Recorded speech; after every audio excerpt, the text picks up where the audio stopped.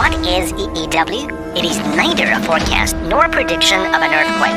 EEWs are issued to the regions that might be affected by an ongoing earthquake and are based on the principle that electric waves travel faster than seismic waves. In the Earth's crust, seismic waves are divided into P waves and S waves. P waves travel faster but cause less damage. S waves are slower but more destructive. Seismic waves are detected by seismic sensors near the epicenter when an earthquake occurs. These sensors immediately transmit data to the Early Warning Center for analysis, which allows issuing early warnings. Now, Xiaomi servers will also receive these signals at the same time. Unless the information is tampered with, the servers will send it out instantaneously.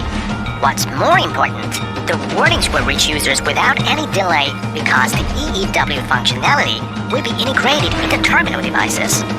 Each compatible Xiaomi device will estimate quake intensity and display color-coded messages based on that.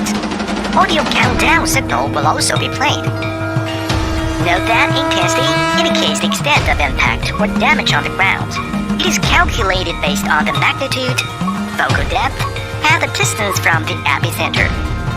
Evacuation can be started as soon as one receives such a warning. EEW system works like a relay race.